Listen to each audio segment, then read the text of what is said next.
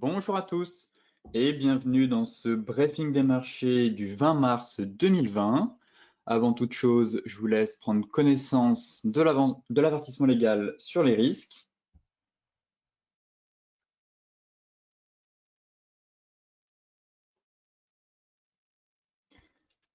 Très bien. Et tout de suite, on va s'intéresser à l'actualité des marchés avec les bourses européennes qui ont terminé en hausse jeudi, malgré une séance hésitante.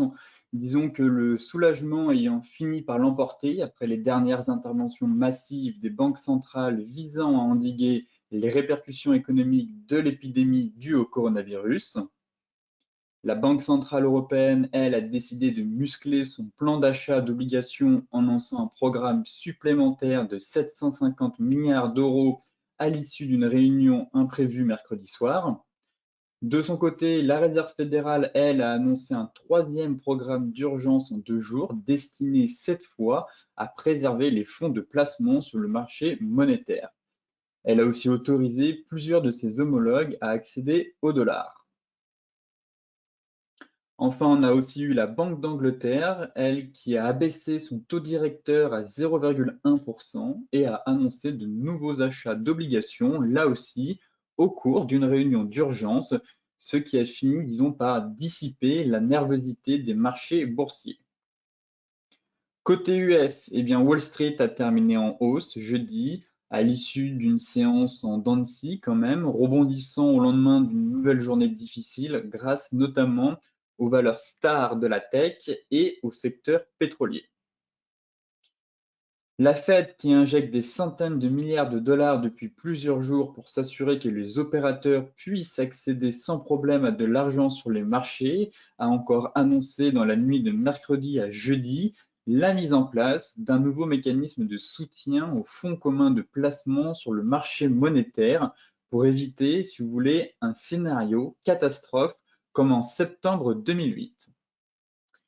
Les parlementaires américains et la Maison-Blanche négocient parallèlement un gigantesque plan de relance économique de plus de 1000 milliards de dollars.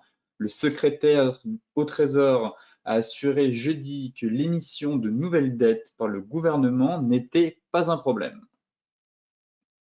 Toutefois, les investisseurs se demandent si on peut combattre le virus et contenir les dégâts économiques avec les moyens monétaires, budgétaires et sanitaires dont nous disposons. Néanmoins, le moyen qui semble le plus efficace pour contenir le virus pour le moment, eh bien, c'est tout simplement le confinement, mais c'est aussi celui qui aurait les conséquences les plus dévastatrices pour l'économie. Avant de s'intéresser au graphique, quelques charts macro. Donc, comme je vous le disais ici sur ce graphique, eh bien, c'est la Bank of England, donc la Banque d'Angleterre, qui a baissé son taux de référence à un creux record, puisqu'on est à 0,1%. Et elle a annoncé qu'elle achèterait aussi 200 milliards de livres sterling d'obligations du gouvernement britannique dans le dernier effort d'une banque centrale, justement, pour lutter contre les dommages économiques causés par le coronavirus. Donc cette semaine, on constate vraiment l'intervention assez massive des banques centrales partout dans le monde pour tenter de soutenir l'économie, que ce soit la BCE, que ce soit la Fed, que ce soit la Bank of Japan. Énormément de banques centrales ont frappé pour mettre fin, du moins à court terme, à cette hémorragie qui est en place sur les marchés depuis maintenant plusieurs semaines. Maintenant, seul l'avenir nous dira si les mesures prises sont suffisamment efficaces pour tenter tout simplement de rassurer les opérateurs et faire en sorte d'éviter un dérapage aussi important que celui de 2008.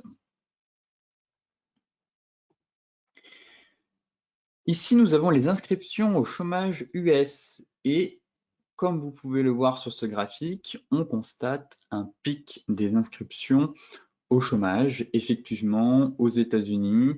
La demande a fortement progressé, du moins la demande d'inscription au chômage. Comme en France éventuellement aussi, on a plusieurs personnes qui étaient en période d'essai, qui se sont vues annuler leur contrat. Donc, on va avoir un double effet qui se coule, pas forcément rafraîchissant, dans le sens où eh bien, nous avons le premier effet qui est l'arrêt temporaire des États. L'économie est complètement à l'arrêt, ce qui pèse justement sur certains secteurs, que ce soit celui de le secteur aérien. On voit notamment les déboires déjà avec Boeing et Air France qui chutent lourdement en bourse.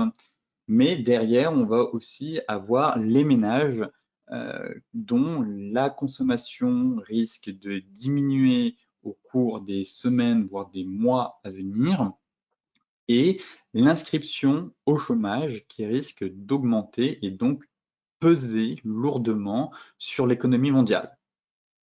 Effectivement, on a l'État de Californie qui vient de prendre des mesures drastiques, puisqu'elle annonce un confinement de maintenant 8 semaines, et c'est le premier État des États-Unis à prendre de telles mesures.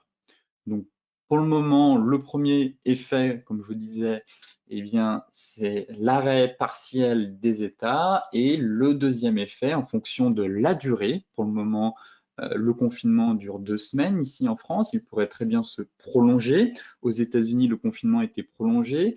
En Californie, actuellement, on est sur un confinement de 8 semaines, mais cela risque de peser pour les entreprises, peser sur la consommation des ménages et comme le montre ce graphique cycle boursier avec cycle de l'emploi aux États-Unis, eh bien, on constate que en 2000, la chute des indices avait provoqué une augmentation du chômage, exactement pareil en 2008, et là actuellement, on était sur un plafond de verre. On avait atteint un plafond de verre à quasiment 3,5%, le taux de chômage aux US, au plus bas depuis 50 ans. Donc, le chômage à taux zéro n'existe pas, mais là, vu le graphe précédent que je vous ai montré avec les inscriptions au chômage qui ne cessent d'augmenter aux États-Unis, les prochains chiffres du NFP risquent de montrer une augmentation du chômage en parallèle avec la chute des marchés. Donc les prochains chiffres aussi macro risquent de peser sur le moral des investisseurs et justement montrer un ralentissement économique, voire une phase de récession pour certains pays si le taux de chômage explose à des niveaux records dans les mois à venir. Maintenant, tout de suite, on va s'intéresser à la partie graphique avec le CAC 40.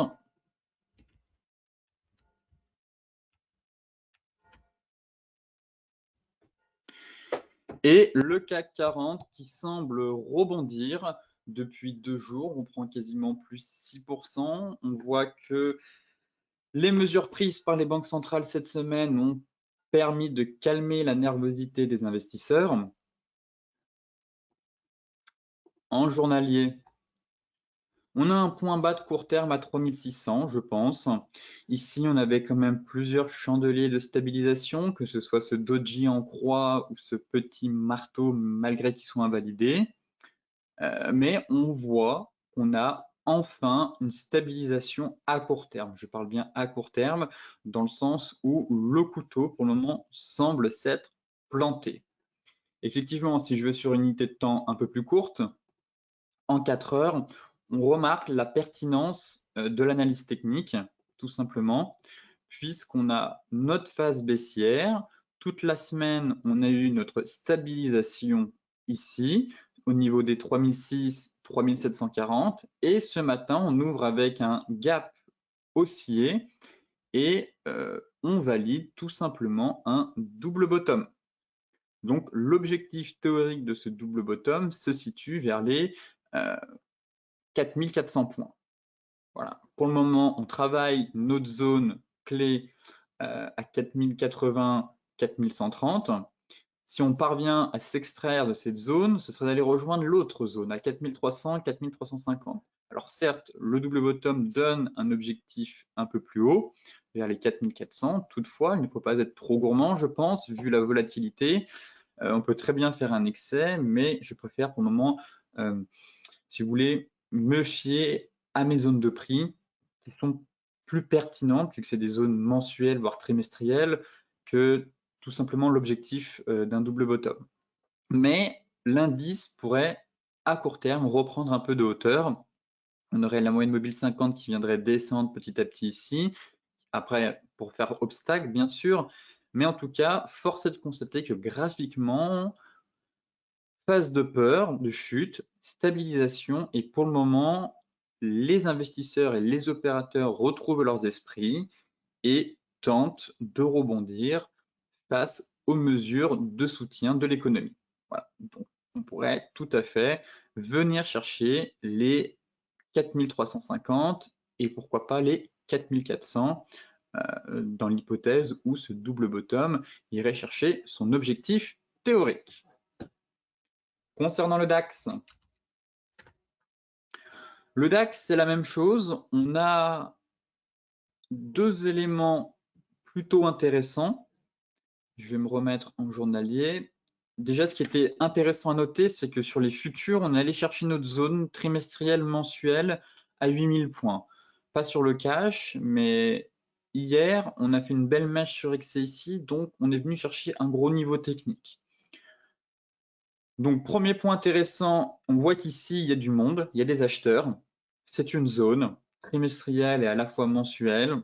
Grosse chute de quasiment 40%, donc on s'attendait quand même à une réaction du marché, du moins pour freiner cette hémorragie. En parallèle, les mesures de soutien des banques centrales ont permis aux investisseurs de garder espoir à court terme. Donc, on est venu chercher notre zone. En hebdomadaire, pour le moment, on a juste un chandelier là à voir. On est plutôt sur une phase de doji. Et pourquoi pas avoir. Non, on n'aurait même pas un marteau ici si on clôture assez bien. Mais voilà, phase de stabilisation. En journalier, on tente aussi de déclencher un double bottom. Je trouve que l'analyse technique est plus propre en 4 heures. Je vais descendre sur des unités de temps un peu plus courtes. Voilà. Puisqu'on a une divergence haussière qui vient d'être validée ce matin avec le gap. Et si je prends les deux points bas ici et que je reporte au niveau des 9140, il y a aussi un double bottom. Lui n'est pas validé. Le double bottom est validé sur le CAC, mais n'est pas validé sur le DAX. On a juste validé une divergence haussière. Donc voilà, plusieurs éléments, que ce soit en mensuel ou en 4 heures, qui plaident en tout cas pour l'arrêt de la baisse et un rebond technique. Techniquement, si je reprends la hauteur de ce double bottom, s'il est validé, on aurait un objectif à peu près au niveau, je pense, des 10 300 exactement. Bon, là j'ai là.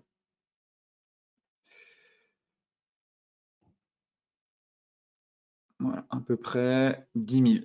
Ce serait d'aller chercher les 10 000 dans un premier temps. Un petit peu plus, voire les 10 000, 10 100 sur Excel. Mais c'est notre zone. C'est cette grosse zone 9 008, 10 000. Et pareil, on aurait la moyenne mobile 50 qui viendrait s'aligner ici, qui commencerait à faire obstacle. Donc pour le moment, fin de baisse, stabilisation, divergence haussière.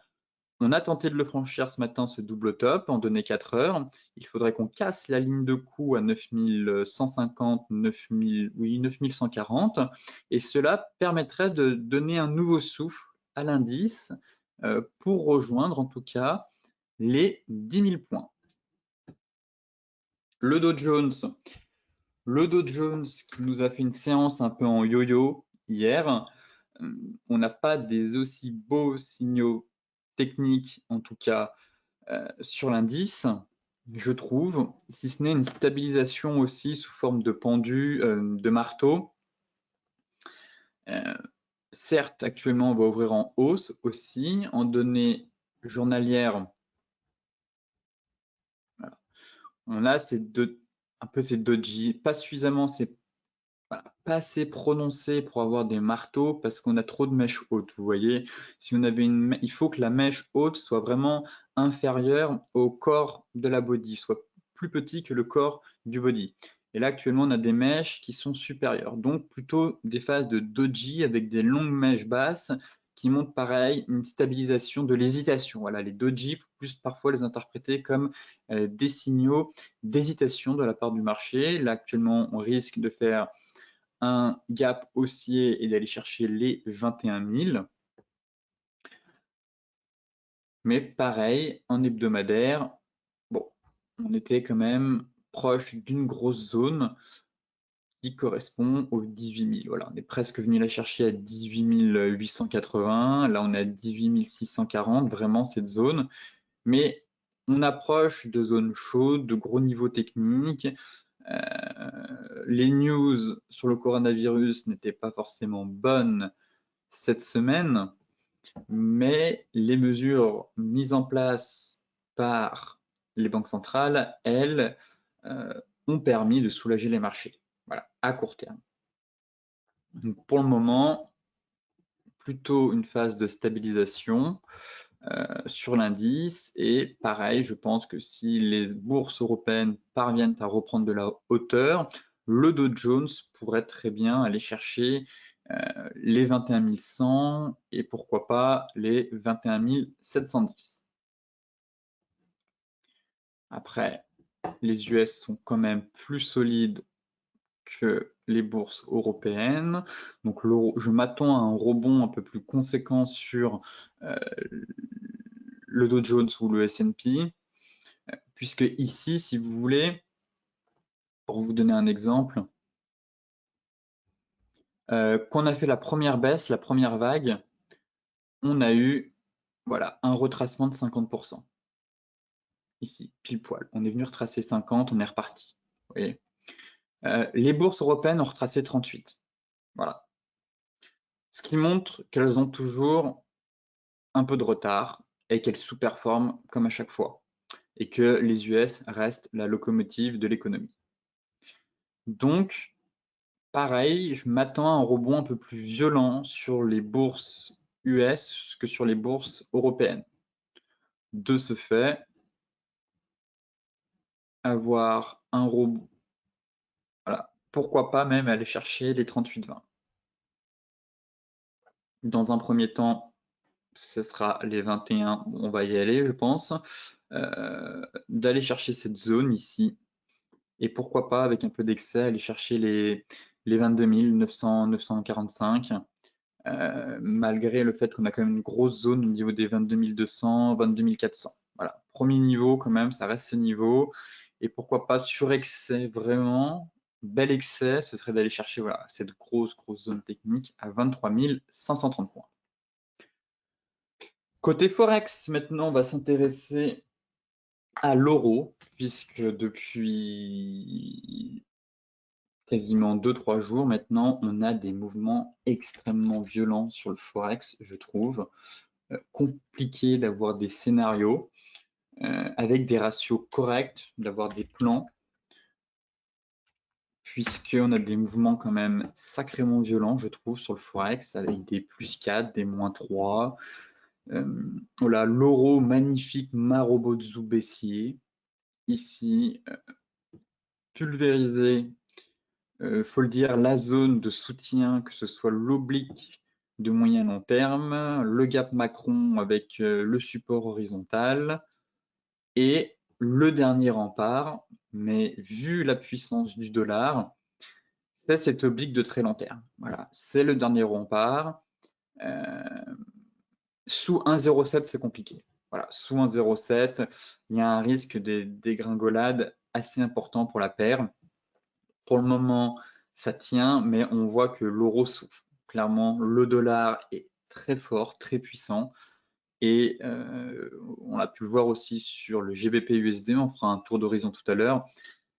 Mais force est de constater que l'euro souffre vraiment et que Sous cette oblique, sous 1,0720, eh bien, il y a un risque de dégringolade pour aller chercher les 1,0580, je pense. Voyons voir la clôture hebdomadaire, qui risque d'être importante. Là, on est pile poil sur l'oblique. On est à la croisée des chemins. Croisée des chemins, vraiment, on repart en tendance baissière de moyen long terme. C'est ici que ça se passe. Voilà, au niveau des 1,07. Clairement.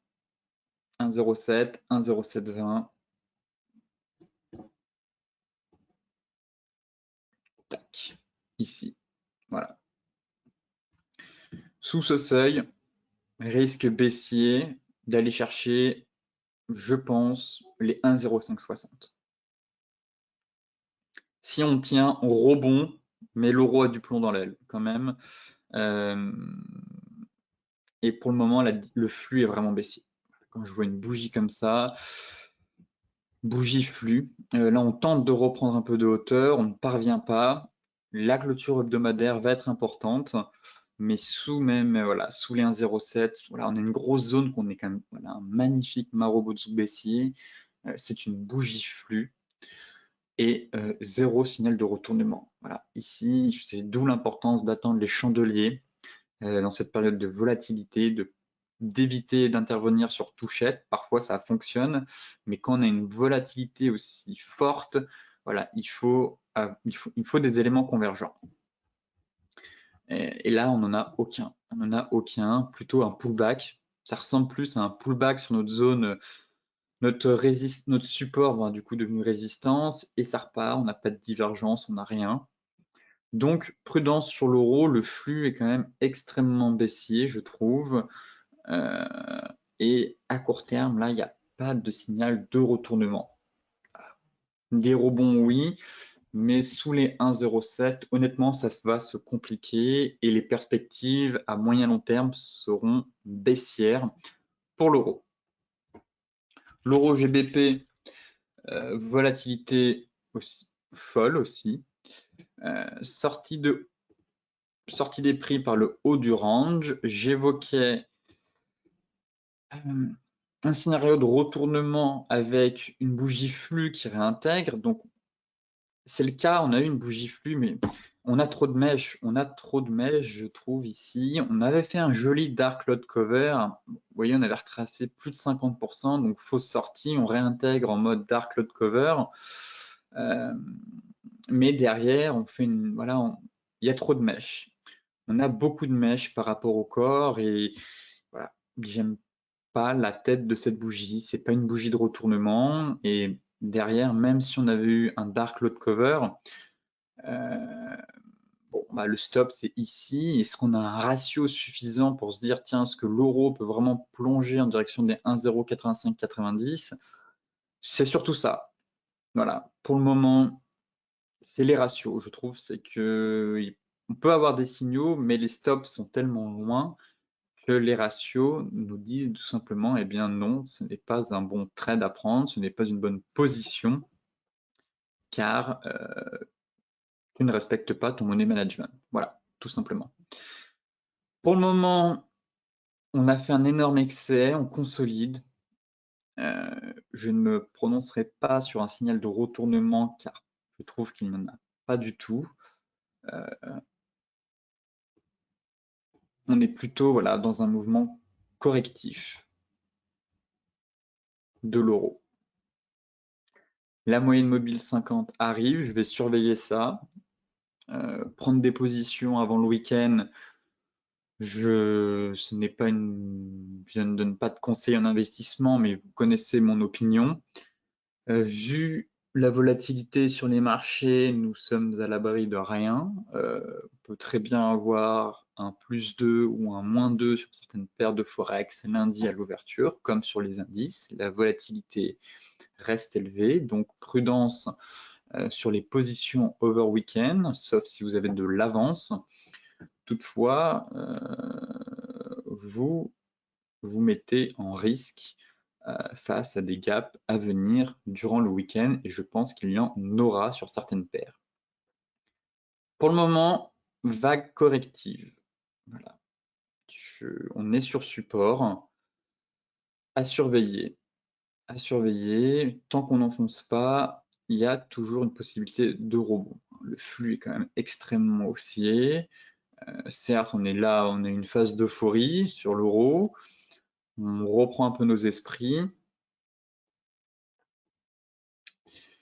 Mais sur support. Donc vendre un support, non. Voyons voir, pourquoi pas une reprise. Si on sort en haut, au contraire, plutôt un achat sur repli. Malgré le fait qu'on soit sur la borne haute du range, je peux comprendre que certains soient tentés de vendre. Mais d'un point de vue, voilà, d'un point de vue des stratégies de trading range, eh bien, le stop est censé se placer au-dessus et ça offre vraiment pas un bon ratio. Donc, pas de signal à moyen terme de retournement sur la borne haute et éventuellement un repli avant de repartir. Le GBP USD, pareil, on a un avalement de quand même quasiment 250 pips. Vous voyez que les ratios ne sont pas, les mouvements sont tels, d'une telle ampleur, il y a une telle variation que faut être prudent. Faut être prudent. Sur le forex, je trouve que pour le moment, il n'y a pas beaucoup d'opportunités, si ce n'est attendre que la poussière retombe et que ça se stabilise un peu plus. J'aime beaucoup cette oblique. Voilà. On voit la pertinence de cette oblique qui passe par tous les plus bas.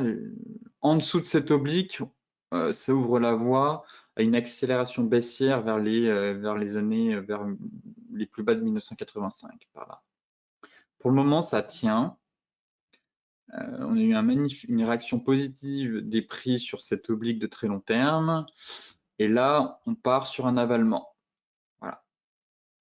Donc, pareil, les shorts sur le GBP/USD pour le moment, prudence, surtout si le dollar arrête de se renforcer, ce qui fait que ça laisserait à d'autres paires de devises, ça leur permettrait de reprendre un peu de hauteur tout simplement. En 4 heures, on avait un petit double bottom aussi, il me semble, sur cette paire. Un range. Voilà, on avait un range. On a eu un range de consolidation ici. Voilà. Donc là, on est sur un pullback en 1 heure, mais bon, le range fait quand même 200 pips, donc c'est pas rien. C'est pas rien. Et quasiment sortie de range, pullback. Donc voyons voir si la paire a suffisamment de force pour aller chercher au moins les 1,20. Un gros niveau de résistance. Si le dollar s'affaiblit un peu, voilà. L'objectif théorique, vous voyez que ça donne à peu près la résistance mensuelle des 1,20. Juste ici. Voilà une stratégie aussi, mais à court terme, en tout cas sur le GBP, puisqu'on avait notre petit range de consolidation. Pour le moment, on est sur un pullback et le marché tente de repartir en tout cas. Donc à voir, on fera le point lundi, mais on pourrait très bien aller chercher les 1,2015 si on ne réintègre pas ce range. USD CAD.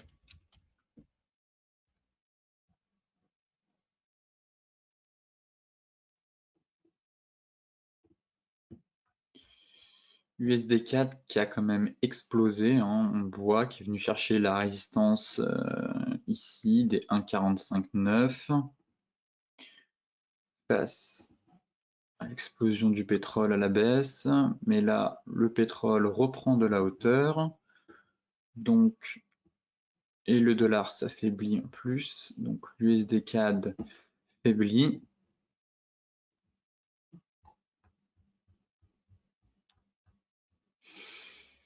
Alors on a une belle étoile du soir ici, hein, mais pareil. Là on se fait une belle mèche, on a une belle étoile du soir, mais bon, ça fait un stop quand même de 400 pips. 400 pips, c'est énorme. Donc, il faut s'assurer, si on veut un ratio de 1 pour 2, de se dire, est-ce que j'ai 800 pips à aller chercher à la baisse? Donc, pour les plus optimistes, qui disent il y a un gap à venir combler ici, oui, c'est vrai qu'il y a un gap à venir combler ici, mais il peut mettre des mois le gap avant de venir se combler, il peut mettre des semaines. Comme c'était le cas avec le gap Macron qu'on avait eu sur l'euro face au yen, l'euro USD et l'euro face au franc suisse. On est venu taper un gros niveau, effectivement, il y avait un niveau intéressant. Je ne serais pas contre une phase corrective, en tout cas, malgré le fait que le pétrole reprenne un peu de hauteur, mais ce serait uniquement à court terme. Malgré qu'on ait un magnifique chandelier, effectivement, d'une étoile du soir ici. Attendons la clôture, mais pour le moment, ça semble bien parti. Toutefois, ça fait un stop relativement large, mais voilà, magnifique. On est sur une zone de prix, résistance, chandelier de retournement. Voilà, c'est une configuration que j'apprécie. Et éventuellement une petite divergence très légère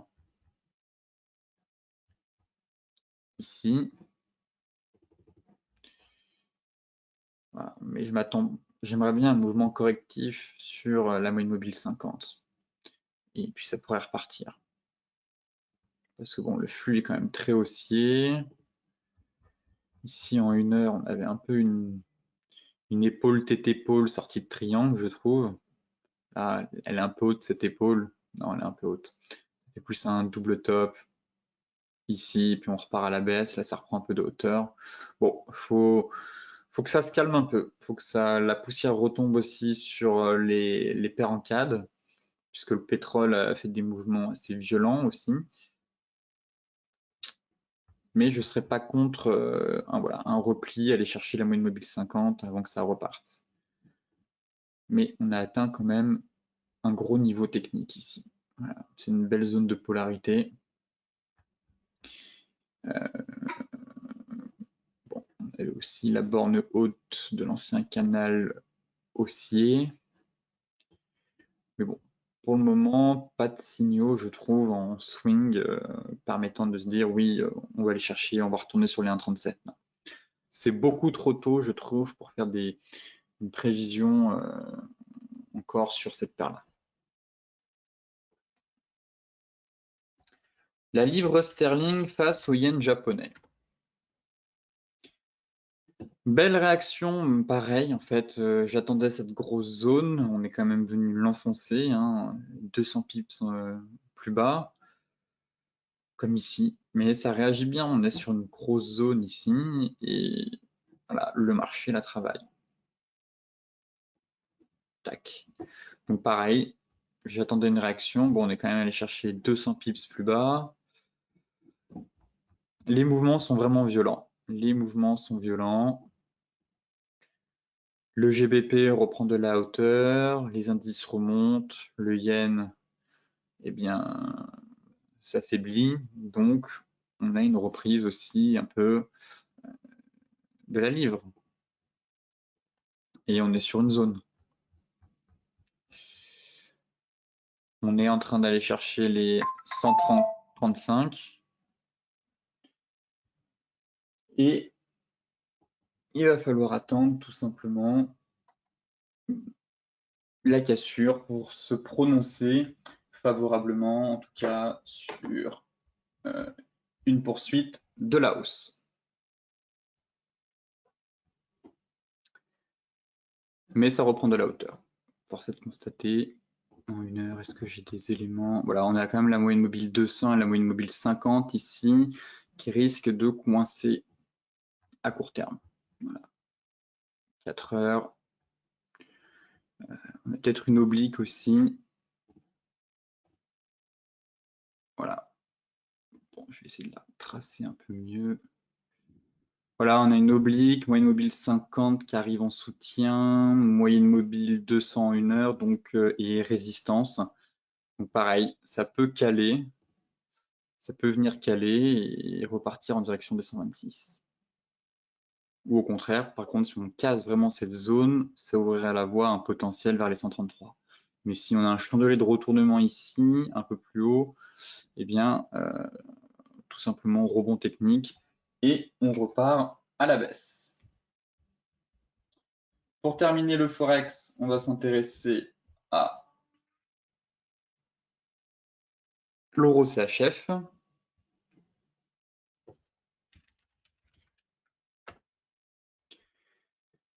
L'euro CHF dans son petit triangle. Voilà, il tente de faire une sortie par le bas.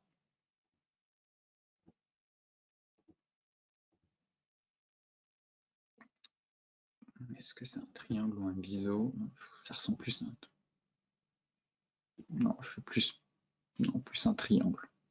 Plus un triangle, le franc suisse, l'euro faiblit, le franc suisse est une valeur, un actif refuge. Là, on a fait une fausse sortie par le bas, on réintègre, on ressort par le bas.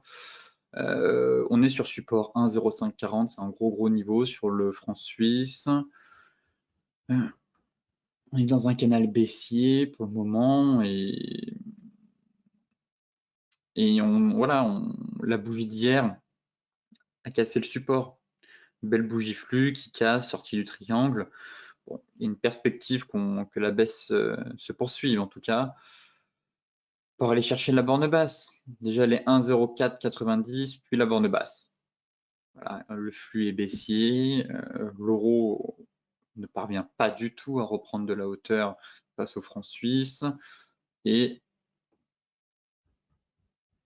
en hebdomadaire c'est un peu plus propre. Voilà. Ici, on a une grosse zone, vous voyez toute cette accumulation de body et de mèches qui s'accumulent. Bon, on est en train d'enfoncer les 1,0540 et le prochain gros niveau à aller chercher, c'est les 1,0590, 1,0580. Et en tout cas, cette sortie de triangle ouvre la voie à cette perspective baissière, même un peu plus bas. Donc attendons, mais pour le moment, voilà, triangle phase baissière, triangle de consolidation, on en sort par le bas, on va chercher les 1,0490 et puis sur excès, ce serait d'aller chercher du coup la borne basse du canal, vers les 1,0462. Mais bon, pour le moment, le flux est baissier et voilà, les moyennes mobiles viennent coiffer les prix. Donc, compliqué d'avoir un rebond sur cette paire. Les matières premières, le gold. Le gold qui nous déclenche un petit avalement et qui tente une nouvelle fois de reconquérir sa moyenne mobile 200. Tout simplement, les indices reprennent de la hauteur, on est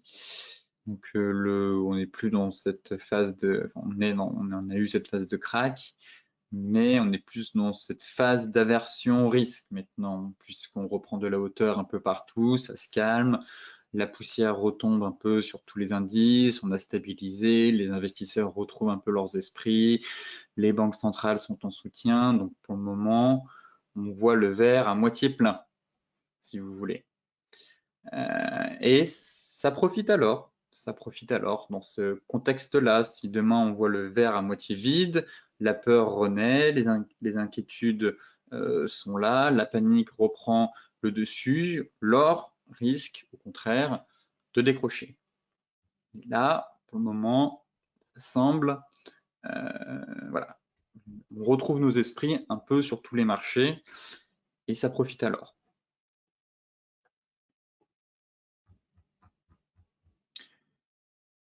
À surveiller ce double bottom éventuel. Voilà. Pour le moment, c'est un range. Ici.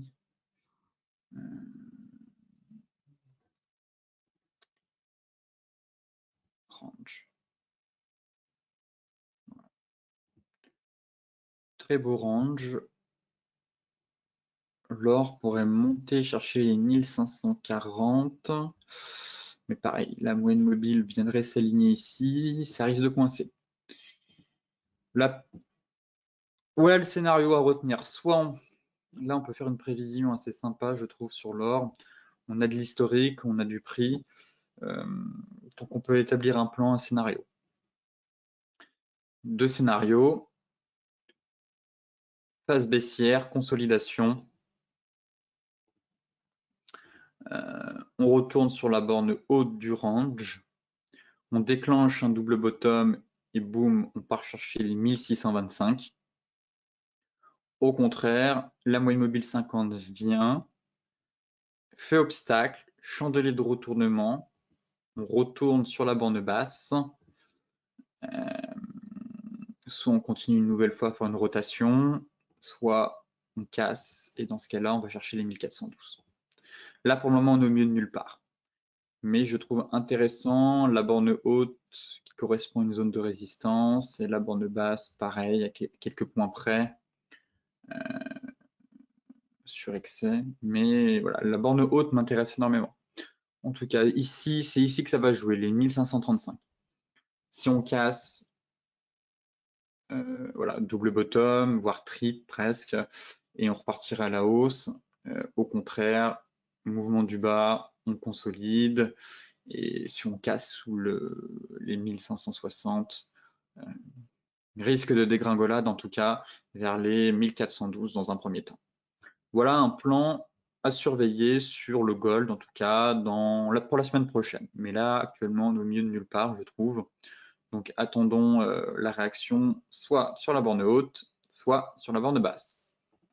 Le pétrole, le Brent, qui enfin rebondit, qui était sur des niveaux de prix intéressants, je trouve, puisqu'on était sur les 27-25. Donc un gros niveau de prix. Voilà, c'était les plus bas d'ici, les niveaux des 27, 25 en extension. Donc après les moins 30 et les moins 20, et les moins 13, les moins 24, oui, un rebond pouvait se mettre en place enfin sur le pétrole. Petit Arami haussier, c'est pas du tout mon chandelier de retournement préféré, en tout cas. Je ne mets pas de ce chandelier dans mes analyses. En tout cas, je trouve que c'est un chandelier de retournement qui n'est pas assez puissant pour le prendre en considération dans votre setup de trading. Voilà. Je trouve que c'est un chandelier qui donne de l'information, en revanche. Et il permet de noter une fin de baisse ou une stabilisation. Voilà. Pour le moment, effectivement, le pétrole a pris 14% hier, il en a repris un peu plus de... On était à 6%, il me semble, ce matin. On a une divergence aussi qui se met en place, une divergence haussière. Toutefois, je m'attends à un rebond au mieux sur les 32. Voilà. Au-dessus, ça risque d'être compliqué. On a déjà quand même pris 14, plus 6, il faudrait qu'on prenne quasiment 9% pour presque 8 ou 9% pour aller casser les 32. Mais voilà, fin de baisse, en tout cas sur le pétrole, on est sur une zone, grosse zone. Ici, 27-24, c'est une grosse zone. Je peux comprendre que certains payent, car c'est un gros niveau technique, effectivement. Mais en extension,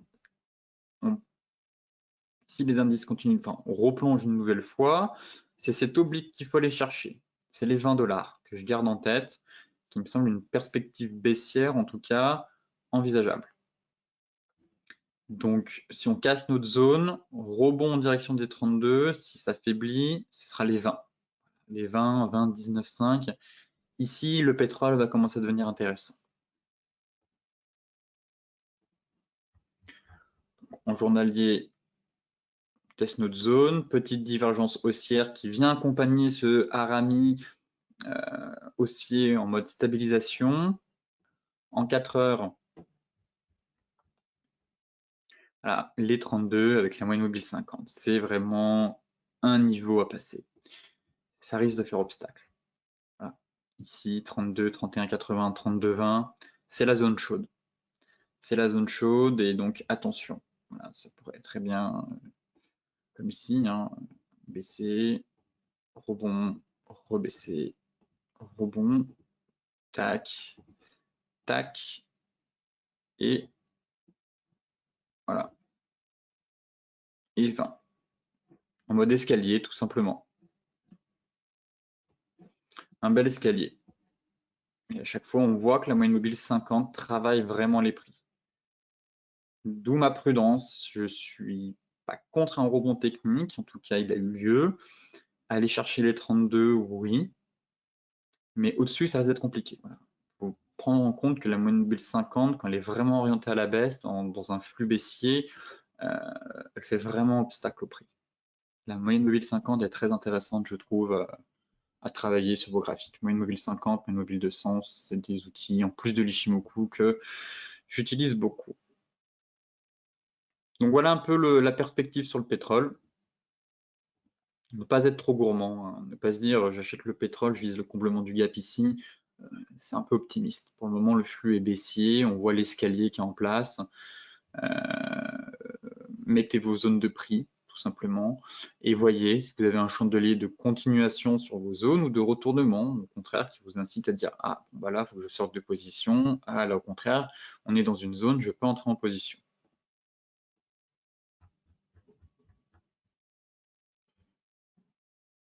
En 1 heure, pareil, moyenne mobile 200. Donc, voilà, zone convergente. Résistance, moyenne mobile en H1, en H4, qui viennent prendre appui et renforcer ce niveau technique.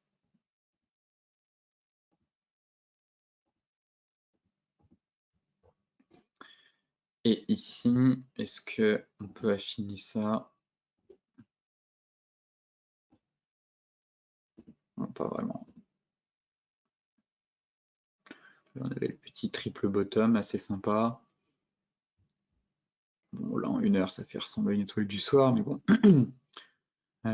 J'évite de regarder dans une unité de temps trop courte le pétrole. Je préfère avoir des bougies qui donnent des indications sur des unités de temps du 4 heures ou du... Voilà. 1 heure, c'est un peu faible. Et oui, effectivement, là, une petite bougie, petite étoile du soir. Bon, j'aurais préféré l'avoir au-dessus, sur les niveaux des 32, parce que là, on est un peu au milieu de nulle part. Donc, voyons voir les US, vu que c'est surtout eux qui risquent de driver les cours du pétrole. Pour terminer, la crypto-monnaie qui est sortie de son fanion drapeau, du coup, c'était pas un fanion, parce qu'un fanion, ça aurait été une poursuite à la baisse. Triangle, voilà. Et avec une belle bougie flux. Voilà. C'est beau, c'est beau. Il faut dire ce qui est. C'est un beau parcours. Voilà, une belle bougie flux qui casse une zone. Voilà.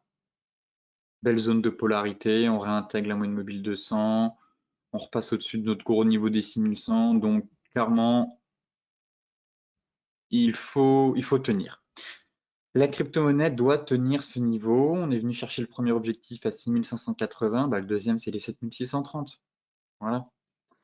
Mais là, il faut tenir.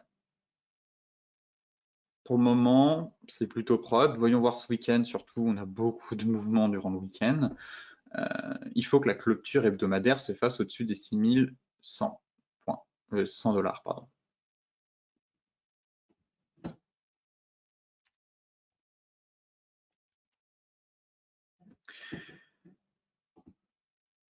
En 4 heures,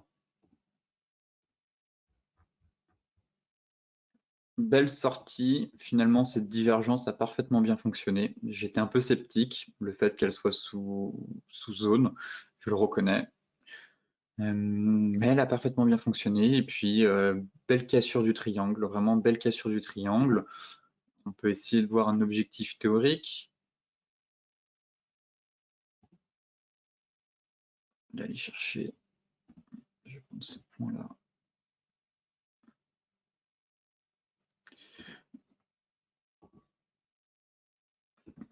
La souris, voilà.